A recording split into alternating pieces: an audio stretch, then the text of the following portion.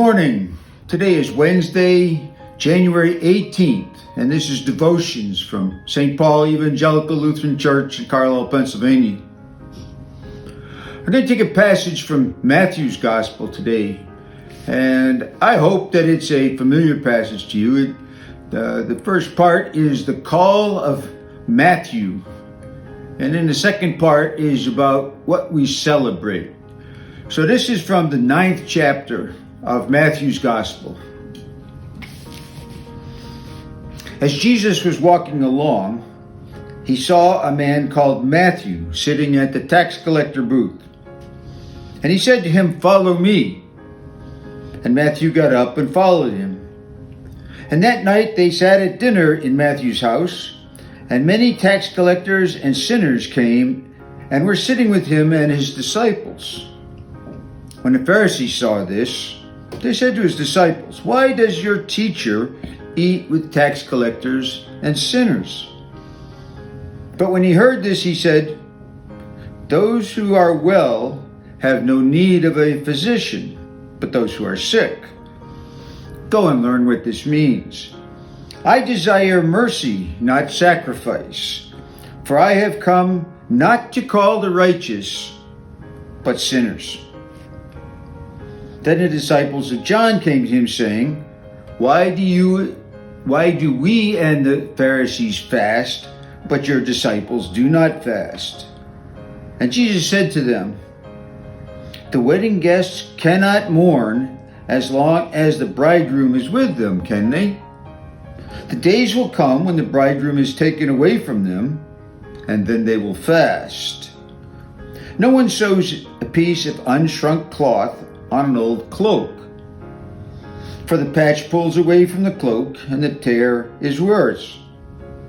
Neither is new wine put into old wineskins.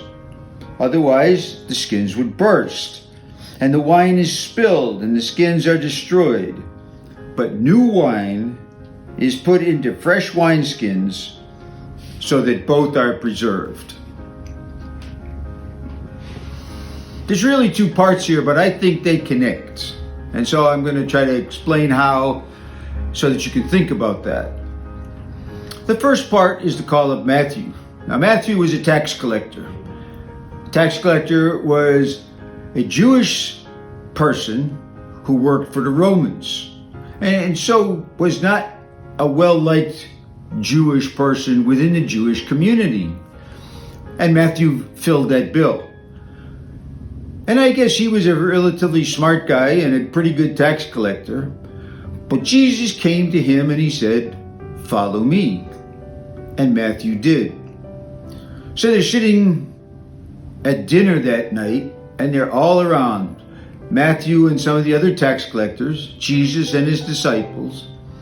And the Pharisees called Jesus out on this.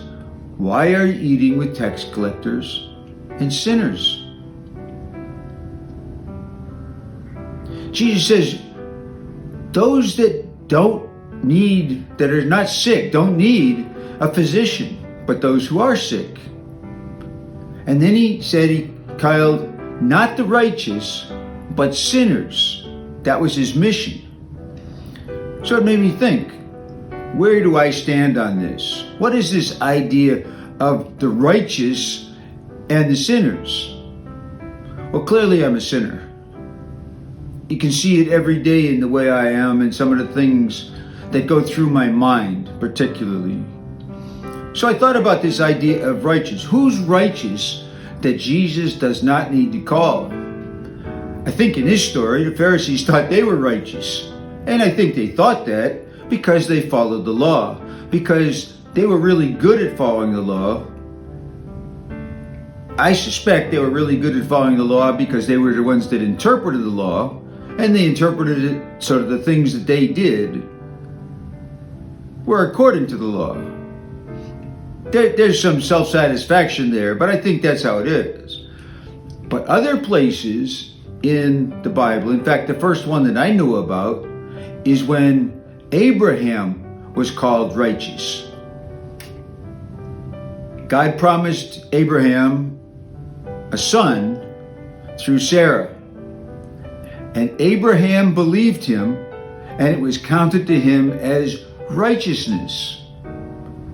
Now, take the two parts together with Jesus saying, does that mean that Jesus came not for Abraham? Or was it more he came for not for those who thought themselves righteous? And I suspect it's the latter. I suspect if we think of ourselves as righteous, that's what Jesus is complaining about, talking about, saying that's not what he came for. He came for those who recognize that they are sinners and need the saving grace of God. So we think about this and we go to the second part of the passage today, and fasting. And Jesus' disciples were not fasting, but John's disciples were fasting and the Pharisees were fasting.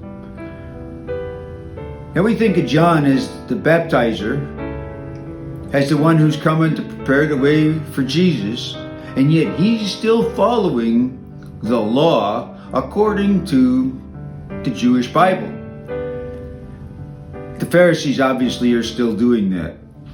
And Jesus says, those who are with the bridegroom need to celebrate and not mourn, because the time will come when the bridegroom is taken from them, and then they will fast, then they will mourn. So what is it about fasting?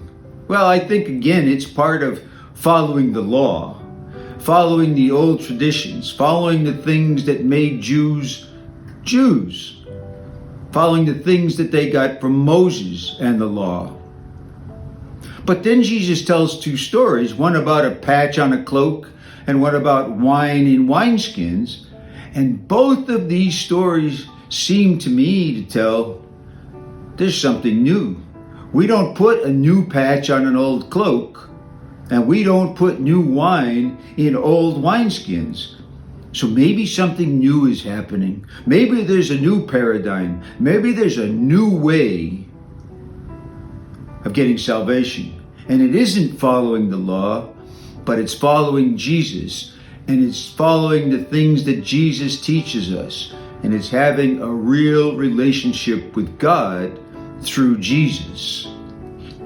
That's the way I see this.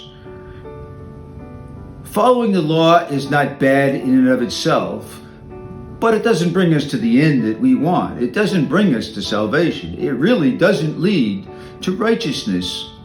Even all the way back with Abraham, righteousness came through faith.